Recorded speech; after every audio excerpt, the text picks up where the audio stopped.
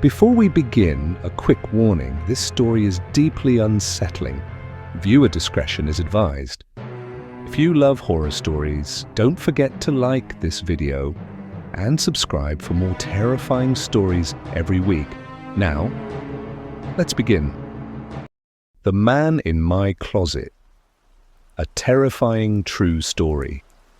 I never believed in ghosts, never thought much about the supernatural. I always told myself, if I can't see it, it's not real. Simple, right? But there's a moment in everyone's life when reality shifts, when something happens that makes you question everything you thought you knew. For me, that moment started with a closet door that wouldn't stay shut. The beginning of something sinister. It all started when my family moved into a quiet old house in a small town. My parents were thrilled about the deal they got on the place. Big rooms, a backyard, and it was cheap. Too cheap. I should have questioned that. My room was in the farthest corner of the house, past a long, narrow hallway. The moment I stepped inside, I felt something was off. It was cold, not the kind of cold that comes from bad insulation, but a deep chill that settled under your skin. And then there was the closet.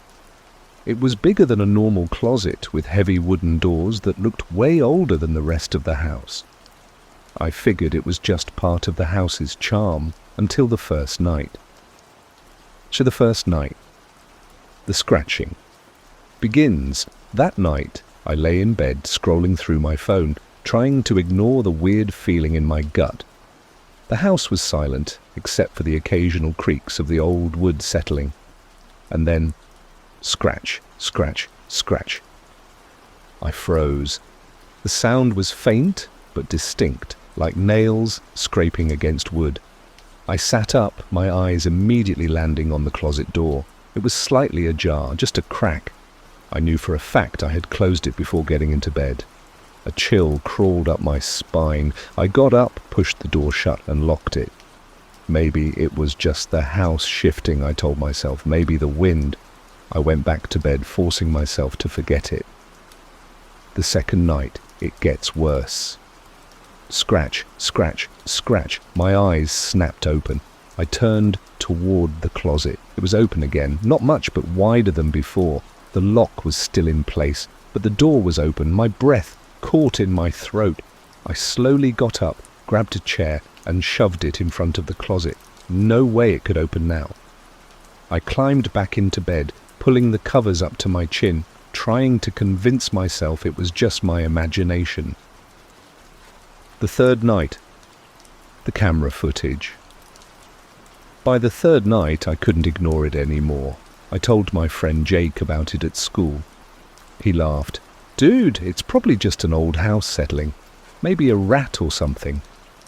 I wasn't convinced. So that night, I set up my phone camera on my desk, pointed it at the closet, and hit record. Then I crawled into bed, trying not to think about the scratching noises. The next morning, I grabbed my phone, heart pounding, and watched the footage. For the first few hours, nothing happened. Then at 3:12 a.m., the door slowly creaked open. I felt my stomach drop, but that wasn't the worst part. At 3:14 a.m., just for a split second, the footage showed something inside the closet. A dark shape, a hand, long fingers curling around the edge of the door. And then it disappeared. I dropped my phone. There was something in my closet. The nightmare. That night, I barely slept. Every time I closed my eyes, I imagined something in the closet watching me, waiting. At some point, I must have dozed off because I woke up to a sound, breathing, not mine, not human.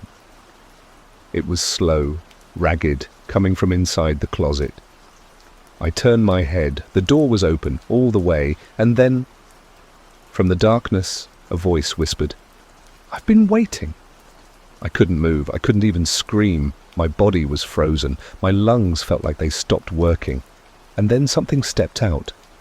A shadowy figure, impossibly tall, with long, bony arms and hollow, sunken eyes. It moved toward me, its mouth stretching into an unnatural grin. I finally found my voice and screamed. or the closet was empty. Or was it? The next morning, I woke up in my parents' bed, shaking, drenched in sweat. My dad checked the closet. "See? Nothing's here," he said, opening the door wide. Just empty shelves and a pile of my clothes. But I knew better. We moved out a month later, but sometimes, even now, in my new house, I still hear the scratching. And I still wonder, what if it followed me? Would you open the closet if you heard scratching noises from your closet at night? Would you open it? Now, tell me, would you open the closet? Comment below and let me know what you would do in this situation. If this story gave you chills, make sure to subscribe for more horror stories every week.